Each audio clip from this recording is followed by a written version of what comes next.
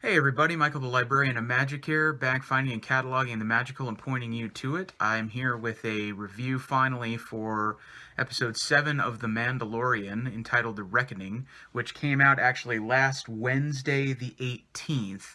They were trying to get the jump on releasing the episode of the show ahead of episode 9, The Rise of Skywalker, which came out in theaters last Friday, the 20th. And so they released it a couple of days early. I have finally gotten around to watching and reviewing it. It's been a little over a week. Things have been delayed because of the holidays and because of going to see Rise of Skywalker and all that kind of stuff. So I'm finally getting around to doing this, even though today is now Friday the 27th and the season finale launches today. I'll watch that later today, do another video later on for that. But this is for episode 7, The Reckoning. So I'm going to jump right into my reactions and reviews. As always, this video is going to contain spoilers about The Mandalorian.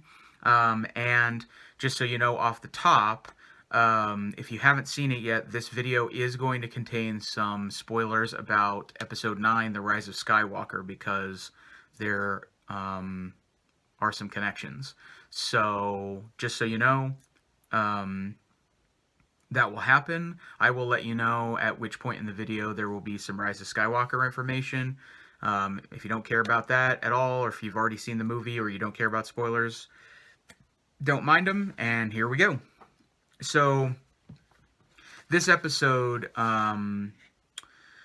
begins with the Mandalorian getting a hollow message from Greef Karga, the guild bounty hunters guild operator on Navarro, played by Carl Weathers, and he proposes a sort of a plan for the Mandalorian. He lets him know that ever since everything went down back in episode 3, when all the Mandalorians attacked the Bounty Hunters Guild and they got away with, helped the Mandalorian get away with the child and everything, that stuff on Navarro has kind of gone to pot a little bit, and the client, the guy played by Werner Herzog, has taken over with his Imperial stormtroopers, and they're sort of controlling the planet. They're sort of controlling everything, and Greef Karga is losing money and jobs, and he proposes to the Mandalorian that if he comes back and uses the child as bait, as a way to get access to the client,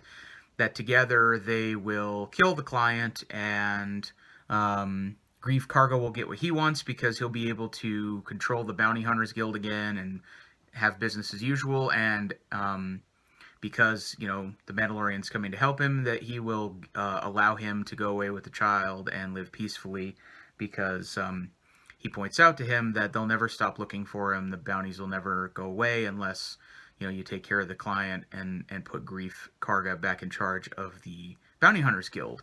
So, the Mandalorian decides he's going to go back and do that, although he smells a trap, just like he should, that he thinks it seems fishy. So before he goes back to Navarro, he goes to pick up the Ugnaught from the planet where they found the child in the first place. And we find out that his name is Kuiil, and he tells it, the Mandalorian tells him, "Can you please come help me? I need your backup and stuff." And Kuiil agrees to go with him on one last mission, even though he wants to be retired in peace and he's paid off his debts and all that stuff. But he agrees to help him out. Kuiil insists, though, that they bring along the blurgs, so they bring 3 blurgs on the Razor Crest with them, and also Kuiil has found and rebuilt and repurposed IG-11, the bounty hunter droid from the first episode, voiced by Taika Waititi. He has reprogrammed him to no longer be a killing robot or a bounty hunting robot, and instead he's sort of a servant. But of course, the Mandalorian is super dubious about all that. He thinks killing is in his nature and all that, and he doesn't want anything to do with him, but Kuiil insists on bringing him along. They also stop off in Sorgan to pick up Cara Dune, convince her isn't that hard, because it just gives her the opportunity to go stick it to some Imperials, and she's on board for that. She is having a fight with a Zabrak, sort of the same or similar species as Darth Maul. Darth Maul is actually Dathomiri, which is like half Zabrak and half human, and from the planet Dathomir, all that stuff. Anyway, but they have the horns on the head, like Darth Maul. So Cara Dune's fighting this guy in the cafe or bar or whatever, and then there's this great scene where she kind of kicks butt, and then the Mandalorian convinces her to go along as well. So he's not going walking into a trap without a plan. So they land on the planet in sort of a remote area outside of the city in Navarro, and Greef Karga meets them with two associates of his own, two goons basically, and they discuss the plan of going back to the client with the child. So they start riding across the desert overnight with the blurgs and everything, and then they set up an encampment. And when they're camping at night, they get attacked by Minox. Minox are like these kind of flying dragon type of things. And the dragons are trying to attack and make off with the blurgs. They're trying to eat the blurgs, and everybody starts fighting the Minox, and a couple of the blurgs die in the little skirmish, and also Greef Karga gets badly wounded trying to defend the encampment and everything.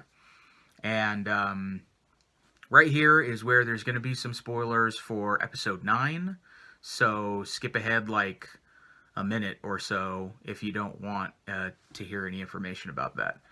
So Greef Karga gets wounded, and the child, the yodeling, uses the Force to heal Greef Karga's wounds, which we saw like flashes in the I guess it was in the second episode, that he might have the ability to do that. He was attempting to heal the Mandalorian, and the Mandalorian stopped him from doing it. In this episode, he does actually heal Greef Karga's wounds. He makes them all better again, and totally heals them up. What makes that a connection to Episode 9 is there's a pretty major plot point in the back half in the third act of Episode 9, in which Rey demonstrates that she has a similar ability to heal wounds, even mortal wounds. So she heals up on a couple of different occasions people. So I won't give a huge spoiler, but that does happen in the movie. I won't tell you everything exactly that happens. If you don't want to know, you can find that out. If you care, whatever, you can watch the movie. But she does have that ability. And so I think that's probably the chief reason why they were trying to get this episode out ahead of that, is just because of that connection. And if you've seen The Mandalorian before you see the movie, then that won't really come as a surprise or a shock to you. Or even the other way around, if you watch the movie and then watch this episode of The Mandalorian, that's a Force ability now that's canonical in the Star Wars universe. So Greef Karga gets healed by the yodeling. Then the next day, they kind of get to a ridge above above the city in Navarro, and they're discussing the plan. And Greef Karga spontaneously decides to shoot both of his associates, his goons, and he confesses to the Mandalorian. The original plan was to go take him somewhere and kill the Mandalorian and everybody and take the child for themselves. But after he got healed by the child, he had a change of heart. He just couldn't kill the child anymore or kill anybody else. So he decided to kill his goons and call an audible. So they come up with a new plan right there on the spot, in which they'll have Cara Dune masquerade as a bounty hunter who is bringing in the Mandalorian and the child to the client, with Greef Karga as sort of a mediator or giving them access. And then while all that's happening, Queel will go back to the ship with the child. They're going to bring the little bassinet, but they're going to bring it empty. And Queel will actually head back to the ship with the child. I neglected to mention that because of the Mandalorian's insistence and everything like that, IG-11 stayed on the ship the entire time. He was sort of guarding the ship so that Jawas wouldn't come and rip it apart. And so he stays back there the whole time. He's not with them. So Queel goes off on the remaining blurg, and he's trying to make it back to the ship with the yodeling to get, protection inside of the ship with IG-11. And Cara Dune, and the Mandalorian go down into town to meet with the client. Karga has been insisting this whole time that